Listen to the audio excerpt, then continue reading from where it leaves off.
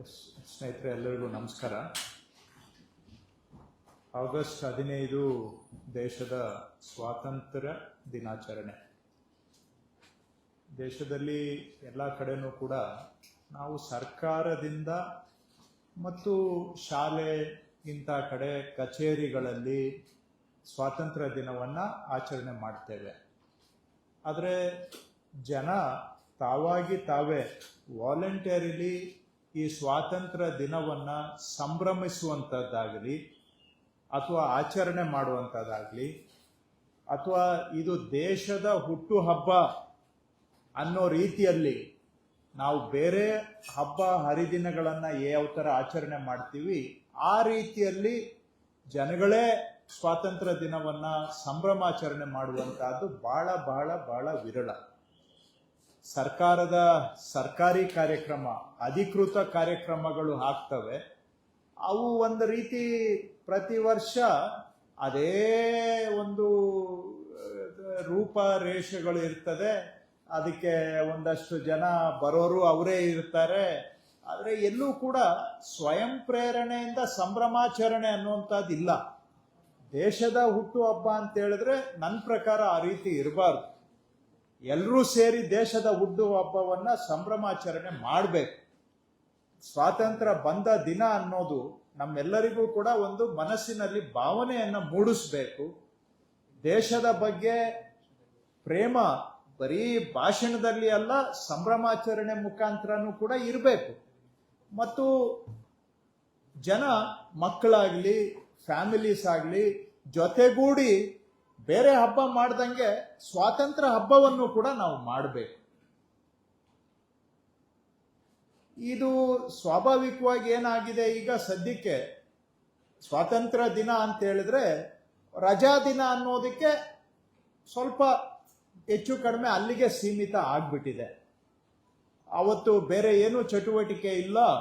ಏನೋ ಶನಿವಾರ ಭಾನುವಾರ ಕೂಡ್ಕೊಂಡು ಬಂದ್ರೆ ಎಲ್ಲಾದ್ರೂ ಹಾಲಿಡೇಗೆ ಹೋಗೋದು, ಇಲ್ಲ ಅಂದ್ರೆ ಶಾಪಿಂಗ್ ಮಾಲ್ಗೆ ಹೋಗೋದು, ಇಷ್ಟೇ ಆಗ್ಬಿಟ್ಟಿದೆ. ಕೆಲವು ಬೆಂಗಳೂರು ಅಂತ ನಗರಗಳಲ್ಲಿ ಕೆಲವು ನಿವಾಸಿಗಳು ಅಪಾರ್ಟ್ಮೆಂಟ್ಗಳಲ್ಲಿ ಒಂದು ಫ್ಲಾಗ್ ಹೋಯಿಸ್ಟಿಂಗ್ ಮಾಡ್ತಾರೆ, ಏನಾದ್ರೂ ಒಂದು ಸಣ್ಣ ಪುಟ್ಟ ಸಾಂಸ್ಕೃತಿಕ ಕಾರ್ಯಕ್ರಮ ಮಾಡ್ತಾರೆ. ಆದರೆ ನಿಜವಾಗಿ ಇದು ನಮ್ಮ ದೇಶದ ಸ್ವಾತಂತ್ರ್ಯ ಬಂದ ದಿನ, ನಮ್ಮ ದೇಶದ ಹುಟ್ಟು ಹಬ್ಬ, ನಾವೆಲ್ಲರಿಗೂ ನಮಗೆ ಸ್ವಾತಂತ್ರ್ಯ ಸಿಕ್ಕಿದ ದಿನ ಅನ್ನುವ ರೀತಿಯಲ್ಲಿ ಭಾವನಾತ್ಮಕವಾಗಿ ಸಾಂಸ್ಕೃತಿಕವಾಗಿ ಇದನ್ನ ಆಚರಣೆ ಮಾಡುವಂತಹದ್ದು ಬಹಳ ಕಡಿಮೆ. ಬೇರೆ ಹಬ್ಬಗಳನ್ನೆಲ್ಲ ನಾವು ಆಚರಣೆ ಮಾಡ್ತೇವೆ, ಸ್ವಾತಂತ್ರ್ಯ ಹಬ್ಬನು ಯಾಕೆ ಆಚರಣೆ ಮಾಡಬಾರದು ಅಂತ ಹೇಳಿ ಈ ವರ್ಷ ಆಗಸ್ಟ್ 15ರಂದು ಒಂದು ಫ್ರೀಡಮ್ ಹಬ್ಬ ಅಂತ, ಜನಗಳ ಸಂಭ್ರಮಾಚರಣೆ ಇದು. ಫ್ರೀಡಮ್ ಹಬ್ಬ, ಜನಗಳ ಸಂಭ್ರಮಾಚರಣೆ ಮಾಡಬೇಕು ಅಂತ ಹೇಳಿದ್ರೆ ಅಂತ ತೀರ್ಮಾನ ಮಾಡಿದ್ದೇವೆ. ಹಾಗಂತೇಳಿ ಸರ್ಕಾರನೇ ಇದನ್ನ ಮಾಡೋದಿಲ್ಲ. ಸರ್ಕಾರ ಜನ ಬಂದು ಸ್ವಾತಂತ್ರ್ಯ ಹಬ್ಬವನ್ನ ಸಂಭ್ರಮಾಚರಣೆ ಮಾಡಲಿಕ್ಕೆ ಒಂದು ಅವಕಾಶವನ್ನ ನಾವು ಮಾಡಿಕೊಡ್ತಾ ಇದ್ದೇವೆ. ಇದನ್ನ ಮಾನ್ಯ ಮುಖ್ಯಮಂತ್ರಿಗಳ ಹತ್ರ ಚರ್ಚೆ ಮಾಡಿದಾಗ ಮಾನ್ಯ ಮುಖ್ಯಮಂತ್ರಿಗಳು ಇದನ್ನ ಮಾಡಲೇಬೇಕು ನಾವು ಬೆಂಗಳೂರಿನಲ್ಲಿ, ಅದರಲ್ಲೂ ಕೂಡ ಇದನ್ನ ನಾವು ಆವತ್ತಿನ ದಿನ ವಿಧಾನಸೌಧದ ಸುತ್ತಮುತ್ತ ಪ್ರದೇಶವನ್ನ ಜನಗಳಿಗೆ ಮುಕ್ತವಾಗಿ ಸಂಭ್ರಮಾಚರಣೆಗೆ ಅವಕಾಶ ಮಾಡಿ ಕೊಡೋಣ ಅಂತ ಹೇಳಿ ವಿಧಾನಸೌಧದ ಮುಂಭಾಗದಲ್ಲೇ ಈ ಕಾರ್ಯಕ್ರಮ ಮಾಡೋಣ ಅಂತ ಮುಖ್ಯಮಂತ್ರಿಗಳು ಸಲಹೆಯನ್ನ ಕೊಟ್ಟಿದ್ದಾರೆ.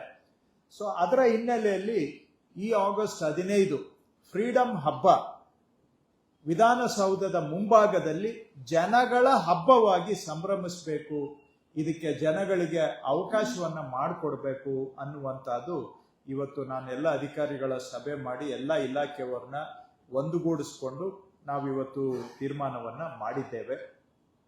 ಇದು ಜನಗಳ ಹಬ್ಬ. ಸರ್ಕಾರದ ಕಾರ್ಯಕ್ರಮ, ಅಧಿಕೃತ ಕಾರ್ಯಕ್ರಮ ಪೆರೇಡ್ ಗ್ರೌಂಡ್ ಅಲ್ಲಿ ಆಗುತ್ತೆ. ಇದು ಬಂದು ಇಲ್ಲಿ ಏನಿದ್ರು ಸರ್ಕಾರ ಜನಗಳಿಗೆ ಅವಕಾಶ ಮಾಡಿಕೊಡ್ತಾ ಇದೆ, ಜನ ಬಂದು ಸಂಭ್ರಮಾಚರಣೆ ಮಾಡ್ತಕ್ಕಂತಹ ಒಂದು ಅವಕಾಶ ಇದು ಹಬ್ಬ. ಆ ರೀತಿಯಲ್ಲಿ ನಾವು ಮಾಡಿದ್ದೇವೆ.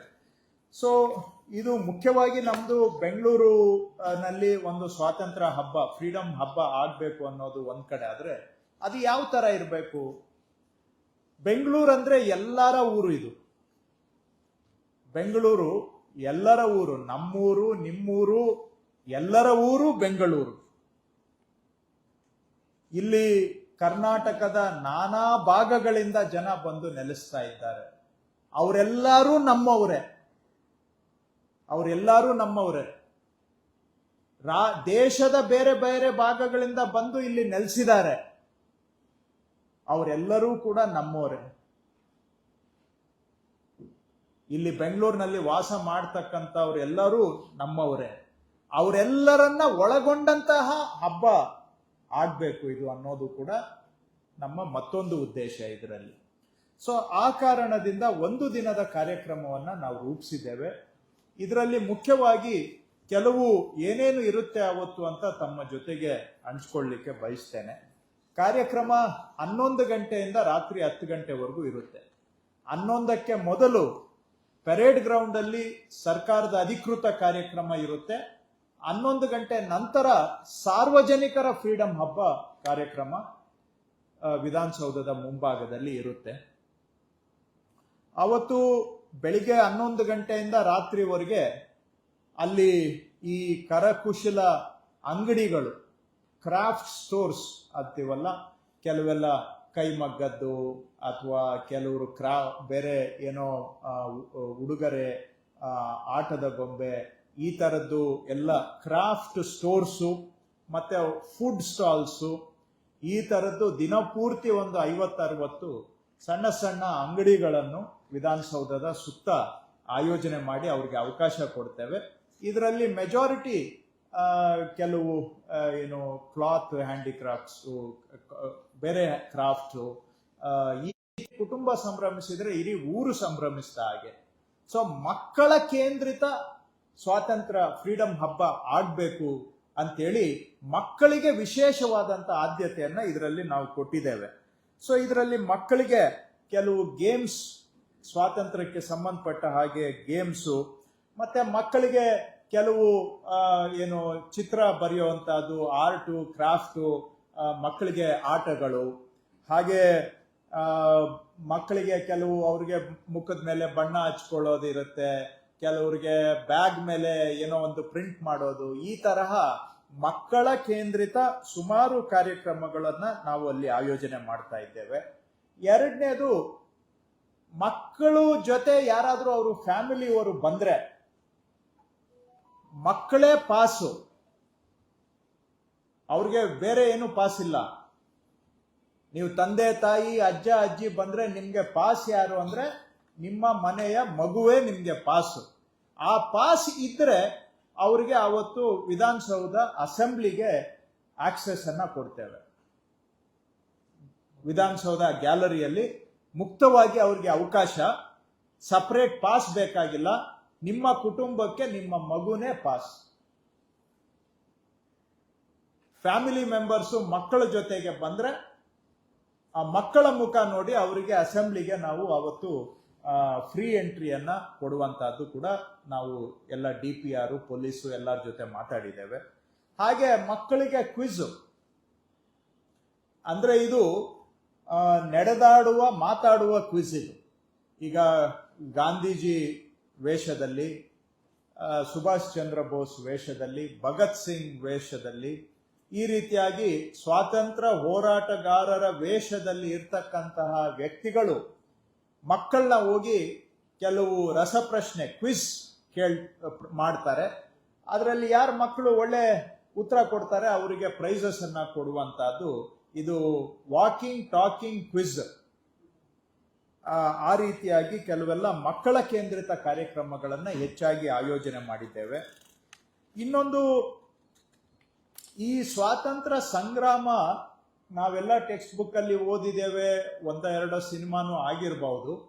ಇಲ್ಲಿ ಒಂದು ಕೆಲವು ಸ್ವಾತಂತ್ರ್ಯ ಸಂಗ್ರಾಮದ ಪ್ರಮುಖ ಘಟನೆಗಳನ್ನ ತೆಗೆದುಕೊಂಡು, ಅಂದ್ರೆ ಮೊದಲನೇ ಸ್ವಾತಂತ್ರ್ಯ ಸಂಗ್ರಾಮದ ಹೋರಾಟ 1857ರಲ್ಲಿ ಏನು ಆಯ್ತು ಅದನ್ನ ಆಗ್ಲಿ, ಅಥವಾ ನಮ್ಮಲ್ಲಿ ಸಂಗೊಳ್ಳಿ ರಾಯಣ್ಣ ಮತ್ತು ಕಿತ್ತೂರು ರಾಣಿ ಚೆನ್ನಮ್ಮ ಅವರು ಹೋರಾಟ ಮಾಡಿದ್ದಾಗ್ಲಿ, ಹಾಗೂ ಆಂಗ್ಲೋ ಮೈಸೂರು ಯುದ್ಧ ಆಗಲಿ, ಇಂಥ ಕೆಲವು ಒಂದು 8-10 ಘಟನೆಗಳನ್ನ ಸೆಲೆಕ್ಟ್ ಮಾಡಿ ಅವುಗಳನ್ನ ಬೀದಿ ನಾಟಕದ ರೂಪದಲ್ಲಿ, ಚಿಕ್ಕ ಚಿಕ್ಕ ಬೀದಿ ನಾಟಕ, ಒಂದು 7-8 ನಿಮಿಷದಲ್ಲಿ ಆ ಸ್ವಾತಂತ್ರ್ಯ ಸಂಗ್ರಾಮದ ಕೆಲವು ಪ್ರಮುಖ ಘಟನೆಗಳನ್ನ ನಾಟಕ, ನೃತ್ಯ ರೂಪಕದ ಮುಖಾಂತರ ದಿನಪೂರ್ತಿ ನಡೆಸ್ತಾ ಇರ್ತೇವೆ. ಅದಕ್ಕೊಂದು ಸ್ಟೇಜ್ ಅನ್ನ ಮಾಡಿ ಈ ತರಹ ಒಂದು 7-8 ಪ್ರಮುಖ ಸ್ವಾತಂತ್ರ್ಯ ಸಂಗ್ರಾಮದ ಘಟನೆಗಳು, ಅವುಗಳನ್ನ ನೃತ್ಯ ರೂಪ ನಾಟಕದ ಮುಖಾಂತರ ಜನಗಳಿಗೆ ದಿನಪೂರ್ತಿ ಪ್ರದರ್ಶನ ಮಾಡುವಂತಹದ್ದು. ಗಾಂಧೀಜಿಯವರ ಸ್ಟ್ಯಾಚ್ಯೂ ಸುತ್ತ ಸ್ಟೇಜ್ ಅನ್ನ ಮಾಡಿ ಅಲ್ಲಿ ಈ ನೃತ್ಯ ನಾಟಕವನ್ನ ಜನಗಳಿಗೆ ಪ್ರದರ್ಶನ ಮಾಡಿ, ಎಸ್ಪೆಷಲಿ ಮಕ್ಕಳಿಗೆ, ಅದರ ಮುಖಾಂತರ ಸ್ವಾತಂತ್ರ್ಯ ಸಂಗ್ರಾಮದ ಕೆಲವು ಪ್ರಮುಖ ಹೋರಾಟಗಳನ್ನ ಮೆಲುಕು ಹಾಕುವಂತಹದ್ದು ಮತ್ತು ಇವತ್ತಿನ ಜನಗಳಿಗೆ ಅದನ್ನ ಮತ್ತೊಮ್ಮೆ ಪರಿಚಯ ಮಾಡಿಕೊಡುವಂತಹದ್ದು ಈ ರೀತಿಯಾಗಿ. ಮತ್ತು ಕರ್ನಾಟಕದಲ್ಲಿ ಹಳೆಯ 19 ಜಿಲ್ಲೆಗಳು ನಮ್ದು ಮೂಲ ಜಿಲ್ಲೆ. ಕನಿಷ್ಠ ಒಂದು ಜಿಲ್ಲೆಯಿಂದ ಒಂದಾದ್ರೂ ಸ್ವಾತಂತ್ರ್ಯ ಸಂಗ್ರಾಮಕ್ಕೆ ಸಂಬಂಧಪಟ್ಟಂತಹ ಅವರ ಒಂದು ಸ್ಟಾಲ್ ಅನ್ನ ಹಾಕಿ ಆ ಜಿಲ್ಲೆದು ಸ್ವಾತಂತ್ರ್ಯ ಸಂಗ್ರಾಮದಲ್ಲಿ ಏನು ಕೊಡುಗೆ ಇತ್ತು ಅಂತ ಅದನ್ನ ಪ್ರದರ್ಶನ ಮಾಡುವುದಕ್ಕೆ ಮಾಡ್ತಾ ಇದ್ದೇವೆ. ಸಾಧ್ಯ ಆದ್ರೆ 30 ಜಿಲ್ಲೆದು ಮಾಡ್ತೀವಿ, ಇಲ್ಲ ಅಂತ ಹೇಳಿದ್ರೆ ಕನಿಷ್ಠ ಹಳೆ 19 ಜಿಲ್ಲೆಗಳದಾದ್ರೂ ಮಾಡಬೇಕು ಅನ್ನುವಂತಹದ್ದು ಉದ್ದೇಶ. ಹಾಗೂ ಒಂದು ಸಂವಿಧಾನದ ಸ್ಕ್ವೇರ್, ನೆಹರು ಅವರ ಸ್ಟ್ಯಾಚ್ಯೂ ಮತ್ತು ಅಂಬೇಡ್ಕರ್ ಅವರ ಸ್ಟ್ಯಾಚ್ಯೂ ಸುತ್ತ ಸಂವಿಧಾನಕ್ಕೆ ಸಂಬಂಧಪಟ್ಟಂತಹ ಕೆಲವು ಪ್ರಮುಖ ಚಿತ್ರಗಳು, ಕೆಲವು ಸ್ವಾರಸ್ಯಕರ ಸಂಗತಿಗಳು ಮತ್ತು ಕೆಲವು ನಮಗೆ ಗೊತ್ತಿಲ್ಲದೆ ಇರತಕ್ಕಂತಹ ಸಂವಿಧಾನದ ಬಗ್ಗೆ ವಿಷಯಗಳನ್ನ ಜನಕ್ಕೆ ಎಟಕುವ ರೀತಿಯಲ್ಲಿ ಸಂವಿಧಾನದ ಕಥೆಯನ್ನ ಹೇಳ್ತಕ್ಕಂಥದ್ದು. ಸೊ ಕಾನ್ಸ್ಟಿಟ್ಯೂಷನ್ ಸ್ಕ್ವೇರ್, ನೆಹರು ಅವರ ಸ್ಟ್ಯಾಚ್ಯೂ, ಅಂಬೇಡ್ಕರ್ ಅವರ ಸ್ಟ್ಯಾಚ್ಯೂ ಸುತ್ತ ಕಾನ್ಸ್ಟಿಟ್ಯೂಷನ್ ಸ್ಕ್ವೇರ್ ಅಂತ ಮಾಡಿ ಸಂವಿಧಾನವನ್ನ ಜನಗಳಿಗೆ ಇನ್ನಷ್ಟು ಹತ್ತಿರವಾಗಿಸುವಂತಹ ಪ್ರಯತ್ನ ಮಾಡ್ತಾ ಇದ್ದೇವೆ. ಮತ್ತು ಫ್ರೀಡಮ್ ವಾಲ್ ಅಂದ್ರೆ ಎಷ್ಟೋ ನಾವೆಲ್ಲ ಜನ ಸ್ವಾತಂತ್ರ್ಯವನ್ನ ಒಂಥರ ಟೇಕನ್ ಫಾರ್ ಗ್ರಾಂಟೆಡ್ ಮಾಡಿಬಿಟ್ಟಿದ್ದೇವೆ. ಯಾರು ಇವತ್ತು ಹೋರಾಟದ ಬಗ್ಗೆನೂ ನಮ್ಗೆ ಅರಿವು ಕಡಿಮೆ ಆಗಿದೆ ದಿನೇ ದಿನೇ. ಸ್ವಾತಂತ್ರ್ಯದ ಕಡೆಗೆ ಬೆಲೆನೂ ನಮ್ಗೆ ಏನೋ ಒಂಥರ, ಯಾರೋ ಹೋರಾಟ ಮಾಡಿದ್ರು ಕೊಟ್ರು, ಈಗ ಅದ್ರ ಬಗ್ಗೆ ನಮ್ಗೆ ಅದರ ಮೌಲ್ಯನೂ ಇಲ್ಲ, ಅದರ ಬಗ್ಗೆ ಅವೇರ್ನೆಸ್ಸು ಕಡಿಮೆ ಆಗ್ಬಿಟ್ಟಿದೆ. ಒಂಥರ ಟೇಕನ್ ಫಾರ್ ಗ್ರಾಂಟೆಡ್ ಅಂತೀವಲ್ಲ, ಆ ಮಟ್ಟಕ್ಕೆ ಬಂದ್ಬಿಟ್ಟಿದೆ. ಹಾಗಾಗಿ ಜನಗಳಲ್ಲಿ ಇದರ ಬಗ್ಗೆ ಒಂದು ಆಲೋಚನೆಯನ್ನ ಮೂಡಿಸ್ಬೇಕು ಅಂತೇಳಿ, ಸ್ವಾತಂತ್ರ್ಯ ಅಂದ್ರೆ ನಿಮ್ಗೆ ಏನ್ ಅನ್ಸುತ್ತೆ, what do you mean by freedom, ಇದನ್ನ ಜನ ಅಲ್ಲಿ ಬಂದು ಅವರ ಅಭಿಪ್ರಾಯವನ್ನ ಬರೀಲಿಕ್ಕೆ ಒಂದು ಫ್ರೀಡಮ್ ವಾಲ್ ಅಂತ ಕ್ರಿಯೇಟ್ ಮಾಡಿ ಜನಗಳಿಗೆ ಆಲೋಚನೆಯನ್ನ ಮೂಡಿಸ್ಬೇಕು. ಸ್ವಾತಂತ್ರ್ಯ ಅಂತ ಹೇಳಿದ್ರೆ ಅದನ್ನ ನಾವು ಅರ್ಥ ಮಾಡ್ಕೊಳ್ಳಿಲ್ಲ, ಅದಕ್ಕೆ ಗೌರವ ಕೊಡ್ಲಿಲ್ಲ, ಅದು ಬೆಲೆ ಕೊಡ್ಲಿಲ್ಲ ಅಂದ್ರೆ ಎಷ್ಟು ಕಷ್ಟಪಟ್ಟು ಸ್ವಾತಂತ್ರ್ಯವನ್ನ ಸಂಪಾದನೆ ಮಾಡಿದೀವಿ ಅಷ್ಟೇ ಸಲೀಸಾಗಿ ನಾವು ಸ್ವಾತಂತ್ರ್ಯವನ್ನ ಕಳ್ಕೊಳ್ಬಹುದು. ಸೊ ಹಾಗಾಗಿ ಜನಕ್ಕೆ ಸ್ವಾತಂತ್ರ್ಯ ಅಂದ್ರೆ ಏನು ಅನ್ನೋ ಒಂದು ಪರಿಕಲ್ಪನೆ ಇರಬೇಕು. ಅದರನ್ನ ಜಾಗೃತಿ ಮೂಡಿಸ್ತಕ್ಕಂತಹ ಒಂದು ಫ್ರೀಡಮ್ ವಾಲ್, ಅದನ್ನು ಕೂಡ ಇಲ್ಲಿ ಆಯೋಜನೆ ಮಾಡ್ತಾ ಇದ್ದೇವೆ. ಮತ್ತು ಮುಖ್ಯವಾಗಿ ಒಂದು ಇಂಡಿಯಾ ಪೀಪಲ್ಸ್ ಪೆರೇಡ್, ಅಲ್ಲಿ ಸರ್ಕಾರಿ ಪರೇಡ್ ಆಗತ್ತೆ, ಇಲ್ಲಿ ಪೀಪಲ್ಸ್ ಪರೇಡ್ ಮಾಡ್ತೇವೆ ನಾವು. ಏನು ಪೀಪಲ್ಸ್ ಪರೇಡ್? ಬೆಂಗಳೂರಿನಲ್ಲಿ ಈಗ ಕೊಡವರಿದ್ದಾರೆ, ಮಂಗಳೂರಿನವರಿದ್ದಾರೆ, ಧಾರವಾಡದವರಿದ್ದಾರೆ, ಕಲಬುರಗಿಯವರಿದ್ದಾರೆ, ಲಂಬಾಣಿ ಜನ ವಾಸ ಮಾಡ್ತಾರೆ, ಮಲಯಾಳೀಸ್ ಇದ್ದಾರೆ, ತಮಿಳಿಯನ್ಸು, ಬೆಂಗಾಲೀಸು, ಒಡಿಯಾದವರಿದ್ದಾರೆ. ಸೊ ಈ ರೀತಿಯಾಗಿ ಅವರಿಗೆ ಎಲ್ಲರಿಗೂ ನಾವು ಮುಕ್ತವಾಗಿ ಒಂದು ಕರೆ ಕೊಟ್ಟಿದ್ದೇವೆ. ನೀವು ನಿಮ್ಮ ಸಂಸ್ಕೃತಿ, ನಿಮ್ಮ ಜೀವನ ಶೈಲಿಯನ್ನ ಪ್ರದರ್ಶನ ಮಾಡುವಂತ ರೀತಿಯಲ್ಲಿ ಪೆರೇಡ್ ಅನ್ನ ಅಲ್ಲಿ ಭಾಗವಹಿಸೋದಾದ್ರೆ ಅವರಿಗೆ ನಾವು ಮುಕ್ತವಾಗಿ ಅವಕಾಶ ಮಾಡಿಕೊಡ್ತೇವೆ. ಸೊ ಒಂದು 30 ತಂಡಗಳು ಅವರ ಪ್ರಾದೇಶಿಕ ವೈವಿಧ್ಯತೆಯನ್ನ, ಸಾಂಸ್ಕೃತಿಕ ವೈವಿಧ್ಯತೆಯನ್ನ, ಭಾಷಾ ವೈವಿಧ್ಯತೆಯನ್ನ ಪ್ರದರ್ಶನ ಮಾಡೋದಿಕ್ಕೆ ಈ ಪರೇಡ್ ಮುಖಾಂತರ ಅವರಿಗೆ ಅವಕಾಶ ಮಾಡಿಕೊಡ್ತಾ ಇದ್ದೀವಿ. ಯಾಕೆಂದ್ರೆ ನಾವು ಸಂವಿಧಾನ ಏನ್ ಹೇಳುತ್ತೆ ಅದನ್ನ 100% ನಂಬಿದ್ದೇವೆ, 100% ಆಚರಣೆ ಮಾಡಬೇಕು. ಏನು ಅಂತ ಹೇಳಿದ್ರೆ ವೈವಿಧ್ಯತೆಯಲ್ಲೇ ಏಕತೆ ಅಂತ. ಸೊ ಬೆಂಗಳೂರಿನ ವೈವಿಧ್ಯತೆ ಏನಿದೆ ಅದು ಕರ್ನಾಟಕದ ವಿವಿಧ ಭಾಗಗಳಿಂದ ಬಂದು ನೆಲೆಸಿರ್ತಕ್ಕಂಥ ಜನ ಆಗ್ಬೋದು, ದೇಶದ ಬೇರೆ ಭಾಗಗಳಿಂದ ಬಂದು ಬೆಂಗಳೂರನ್ನ ತಮ್ಮ ಊರನ್ನಾಗಿ ಮಾಡಿಕೊಂಡಿರುವಂತ ಜನ, ಅವರಿಗೆ ಅವರ ಸಾಂಸ್ಕೃತಿಕ ಪ್ರಾದೇಶಿಕ ಭಾಷಾ ವೈವಿಧ್ಯತೆಯನ್ನ ಪ್ರದರ್ಶನ ಮಾಡುವುದಕ್ಕೆ ಈ ಒಂದು ಪರೇಡ್ನಲ್ಲಿ ಅವಕಾಶ ಮಾಡಿಕೊಡ್ತಾ ಇದ್ದೇವೆ. ಸೊ ಇದು ಅವರು ಆದಷ್ಟು ಅವರ ದೇಸಿ ಶೈಲಿಯಲ್ಲಿ ಅವರ ಭಾಗವನ್ನ ಪ್ರತಿನಿಧಿಸ್ತಕ್ಕಂಥ ಶೈಲಿಯಲ್ಲಿ ಭಾಗವಹಿಸಬೇಕು ಅಂತ ನಾವು ಅವರಿಗೆ ಕರೆ ಕೊಟ್ಟಿದ್ದೇವೆ. ಸೊ ಕೊಡವರು ಬಂದ್ರೆ ಅವರ ಶೈಲಿ, ಮಲಯಾಳೀಸು ಬಂದ್ರೆ ಅವರ ಶೈಲಿಯನ್ನ ಪ್ರತಿನಿಧಿಸ್ತಕ್ಕಂಥ ರೀತಿಯಲ್ಲಿ ಒಂದು ಜನಗಳ people's carnival, people's parade India ಆ ಇಡೀ ದೇಶದ ವೈವಿಧ್ಯತೆಯನ್ನ ಬೆಂಗಳೂರಿನಲ್ಲಿ ನೆಲೆಸಿರೋರ ಮುಖಾಂತರ ಇದು ನಮ್ಮ ಇಡೀ ಭಾರತ ನಾವು ಒಂದು ಅನ್ನುವಂತ ಸಂದೇಶ ಕೊಡ್ತಕ್ಕಂತಹ ವೈವಿಧ್ಯತೆಯ ಪರೇಡ್ ಅನ್ನ ಅವತ್ತು ಆಯೋಜನೆ ಮಾಡ್ತಾ ಇದ್ದೀವಿ.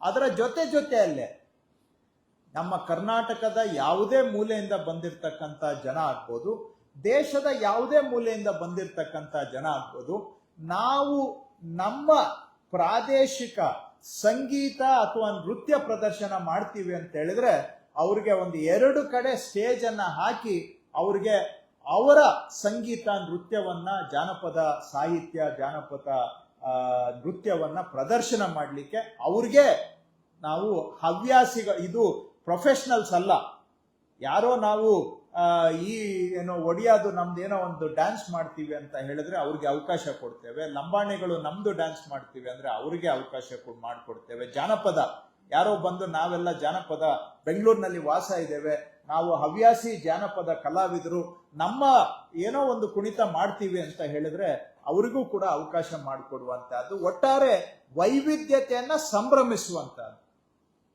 ಅದಕ್ಕೆ ಪರೇಡು ಪ್ಲಸ್ 2 ಸ್ಟೇಜ್ ಮುಖಾಂತರ ಬೆಂಗಳೂರಿನಲ್ಲಿ ನೆಲೆಸಿರುವ ಜನಗಳ ವೈವಿಧ್ಯತೆಯ ಸಂಭ್ರಮಾಚರಣೆಗೆ ಅವಕಾಶವನ್ನ ಮಾಡಿಕೊಡ್ತಾ ಇದ್ದೀವಿ ಇದರಲ್ಲಿ. ಸೊ ಎಲ್ಲ ಆದ್ಮೇಲೆ ಸಾಯಂಕಾಲ 6 ಗಂಟೆಗೆ ಒಂದು ಫ್ರೀಡಮ್ ಕಾನ್ಸರ್ಟ್ ಅನ್ನ ಆಯೋಜನೆ ಮಾಡ್ತಾ ಇದ್ದೇವೆ ವಿಧಾನಸೌಧದ ಸ್ಟೆಪ್ಸ್ ಮೇಲೆ ಫ್ರೀಡಮ್ ಕಾನ್ಸರ್ಟ್ ಅನ್ನ ನಾವು ಆಯೋಜನೆ ಮಾಡ್ತಾ ಇದ್ದೇವೆ. ಅದರಲ್ಲಿ ನಾಡಿನ ಹೆಸರಾಂತ ಕಲಾವಿದರು ಅವರಿಗೆ ನಾವು ಆಹ್ವಾನವನ್ನ ಕೊಟ್ಟಿದ್ದೇವೆ. ಉದಾಹರಣೆಗೆ MD ಪಲ್ಲವಿ, ಸಂಜಿತ್ ಹೆಗಡೆ, ರಘು ದೀಕ್ಷಿತ್, ಬ್ರೂಸ್ಲಿ ಮಣಿ, ನಕುಲ್ ಅಭಯಂಕರ್, ಹರೀಶ್ ಶಿವರಾಮಕೃಷ್ಣನ್, ಪ್ರವೀಣ್ ರಾವ್, ಪ್ರವೀಣ್ ಗೋಡ್ಕಂಡಿ, ಬ್ರೋದಾ, ಸಿದ್ಧಾರ್ಥ ಬೆಳೆಮಾನು, ಹೀಗೆ ಕನ್ನಡದ ಅನೇಕ ಹೆಸರಾಂತ ನಮ್ಮ ನಾಡಿನ ಕಲಾವಿದರನ್ನ ಕರೆಸಿ ಆವತ್ತು ವಿಧಾನಸೌಧದ ಸ್ಟೆಪ್ಸ್ ಮೇಲೆ ನಾವು ಒಂದು ಸಂಗೀತ ಕಾರ್ಯಕ್ರಮವನ್ನು ಆಯೋಜನೆ ಮಾಡಿ ಜನಗಳಿಗೆ ಸಂಭ್ರಮಾಚರಣೆಗೆ ಅವಕಾಶ ಮಾಡಿಕೊಡ್ತಾ ಇದ್ದೇವೆ. ಮತ್ತು ಇದೆಲ್ಲ ಮುಗಿದ ಮೇಲೆ ಇದು 6 ರಿಂದ 9:30ವರೆಗೂ ಇರುತ್ತೆ. ಕಾರ್ಯಕ್ರಮ ಮುಗಿದ ಮೇಲೆ ಒಂದು ಫೈರ್ ವರ್ಕ್ಸ್ ಅನ್ನು ಕೂಡ ಮಾಡಬೇಕು ಅಂತ DPR ಮತ್ತು ಫೈರ್ ಡಿಪಾರ್ಟ್ಮೆಂಟು ಅವರೆಲ್ಲರ ಸಹಮತಿಯೊಂದಿಗೆ ಒಂದು ಫೈರ್ ವರ್ಕ್ಸ್ ಅನ್ನು ಕೂಡ ಮಾಡಬೇಕು. ಕೊನೆಗೆ ಗ್ರ್ಯಾಂಡ್ ಫಿನಾಲೆ ಅಂತ ಈ ರೀತಿಯಾಗಿ ಒಂದು ದಿನದ ಕಾರ್ಯಕ್ರಮ ಜನ ಬಂದು ಒಂದು ಸಿಟಿಯಲ್ಲಿ ಸೆಲೆಬ್ರೇಟ್ ಮಾಡಬೇಕು. ಸ್ವಾತಂತ್ರ್ಯ ದಿನ ಅಂತ ಹೇಳಿದ್ರೆ ಕೇವಲ ರಜಾ ದಿನಕ್ಕೆ ಸೀಮಿತ ಆಗಬಾರದು ಅನ್ನೋ ಉದ್ದೇಶದಿಂದ ಸ್ವಾತಂತ್ರ್ಯ ದಿನ ಅಂತ ಹೇಳಿದ್ರೆ ದೇಶದ ಹುಟ್ಟು ಹಬ್ಬ, ದೇಶದ ಮೊದಲನೇ ಹಬ್ಬ ಆಗ್ಬೇಕು. ಹಬ್ಬ ಅಂತ ಹೇಳಿದ್ರೆ ಬರೀ ಮನೆಯಲ್ಲಿ ಕುತ್ಕೊಂಡು ರಜಾ ಅಂತ ಮಾಡಿದ್ರೆ ಹಬ್ಬ ಆಗೋದಿಲ್ಲ. ನಾವೆಲ್ಲ ಹೊರಗಡೆ ಬಂದು ಸೆಲೆಬ್ರೇಟ್ ಮಾಡಿದ್ರೆ, ಸಂಭ್ರಮಾಚರಣೆ ಮಾಡಿದ್ರೆ ಹಬ್ಬ ಆಗುತ್ತೆ. ಸ್ವಾತಂತ್ರ್ಯ ದಿನ ಆ ತರ ನಮ್ಮೆಲ್ಲರ ಮೊದಲ ಹಬ್ಬ ಆಗ್ಬೇಕು ಅನ್ನೋ ಒಂದು ಉದ್ದೇಶ ಇಟ್ಕೊಂಡು ಈ ಕಾರ್ಯಕ್ರಮವನ್ನ ನಾವು ಆಯೋಜನೆ ಮಾಡ್ತಾ ಇದ್ದೇವೆ.